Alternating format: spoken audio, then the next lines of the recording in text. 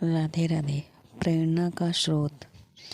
दोस्तों, ज़िंदगी है तो संघर्ष है, तनाव है, काम है,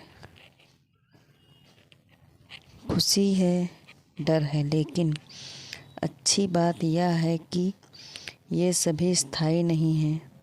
समय रूपी नदी के प्रवाह में से सब प्रवाहमान है। कोई भी परिस्थिति, चाहे खुशी की हो या गम की, कभी स्थायी नहीं होती। समय के अविरल प्रवाह में विलीन हो जाती है। ऐसा अधिकतर होता है कि जीवन की यात्रा के दौरान हम अपने आप को कई बार दुख, तनाव, चिंता, डर, हताशा, निराशा, भय, रोग इत्यादि के मक मकड़ मक मकड़ जाल में फंसा हुआ पाते हैं। हम तत्कालीन परिस्थितियों के इतने वशीभूत हो जाते हैं कि दूर दूर तक देखने पर भी हमें कोई प्रकाश की किरण मात्र भी दिखाई नहीं देती। दूर से चींटी की तरह महसूस होने वाली परेशानी हमारे नज़दीक आते आते हाथी के जैसा रूप धारण कर लेती है और हम उसकी विशालता और भयावहता के आगे समर्पण कर परिस्थितियों को अपने ऊपर हावी हो जाने देते हैं। वो परिस्थिति हमारे पूरे वजूद को हिला डालती है, हमें हताशा, निराशा के भंवर में उलझा जाती है। एक एक क्षण पहाड़ सा प्रतीत होता है और हम में से ज़्यादातर लोग आशा की कोई किरण ना देख पाने के कारण हताश होकर परिस्थिति के आगे हथियार डाल देते हैं। अगर आप किसी अनजान निर्जन रेगिस्तान में फंस जाएं तो उससे निकलने का एक ही उपाय है, बस चलते रहें। अगर आप नदी के बीच जाकर हाथ पैर नहीं चलाएंगे तो निश्चित ही डूब जाएंगे। जीवन में कभी ऐसा क्षण भी आता है जब लगता है कि बस अब कुछ भी बाकी नहीं है। ऐसी परिस्थिति में अपने आत्मविश्वास और साहस के साथ सिर्फ डटे रहें, क्योंकि हर चीज़ का हल होता है। आज नहीं तो कल होता है। एक बार एक राजा की सेवा से प्रसन्न होकर एक साधु ने उसे एक ताबीज़ दिया और कहा कि राजन, इसे अपने गले में डालो और ज़िंदगी में कभी ऐसी परिस्थिति आए कि जब तुम्हें लगे कि बस अब तो सब ख़त्म होने वाला है, परेशानी के भंवर से अपने को फंसा पाओ, कोई प्रकाश की किरण नज़र न आ रही हो, हर तरफ निराशा और हताशा हो, तो तब तुम इस ताबीज़ को खोलकर इसमें रखे कागज़ को पढ़ना।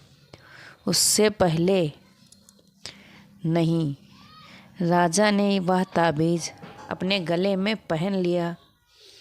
एक बार राजा अपने सैनिकों के साथ शिकार करने घने जंगल में गया। एक शेर का पीछा करते करते राजा अपने सैनिकों से अलग हो गया और दुश्मन राजा की सीमा में प्रवेश कर गया। घना जंगल और सांझ का समय। तभी कुछ दुश्मन सैनिकों के घोड़ों की टापों की आवाज़ राजा को आई और उसने भी अपने घोड़ों को ऐड लगाई। राजा आगे आगे, दुश्मन सैनिक पीछे पीछे।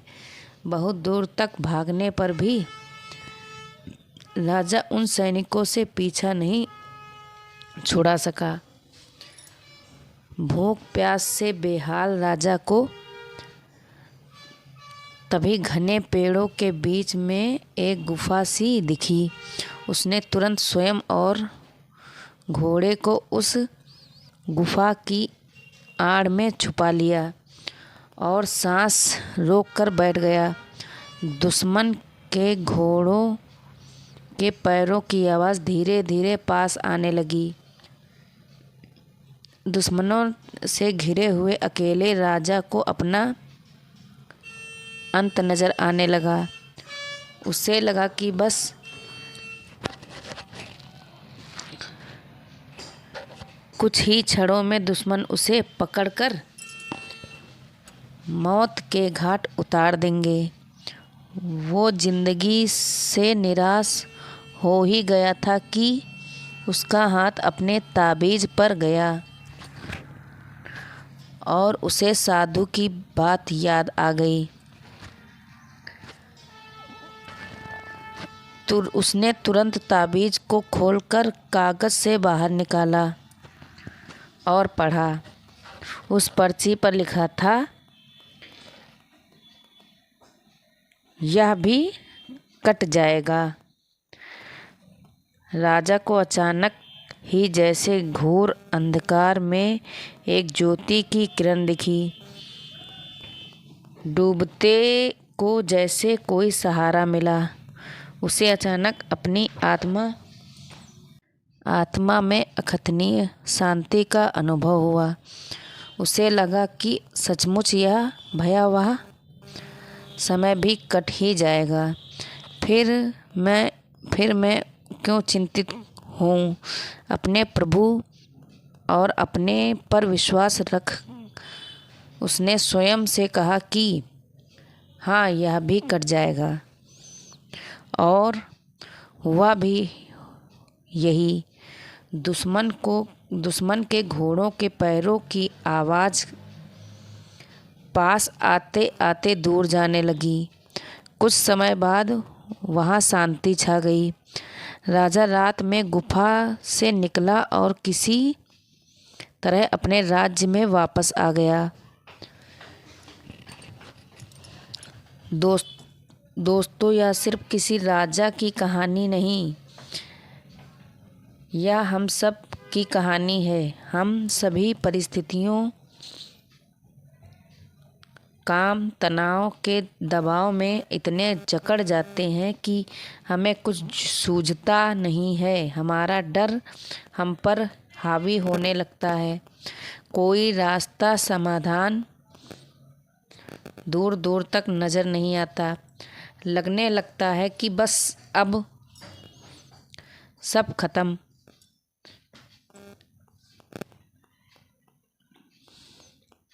जब ऐसा हो तो 2 मिनट शांति से बैठिए, थोड़ी गहरी गहरी सांसें लीजिए, अपने आराध्य को याद कीजिए और स्वयं से जोर से कहिए, यह भी कट जाएगा।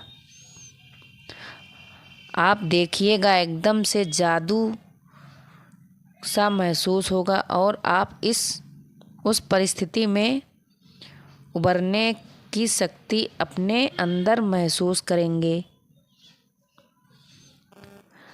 आजमाया हुआ है, बहुत कारगर है।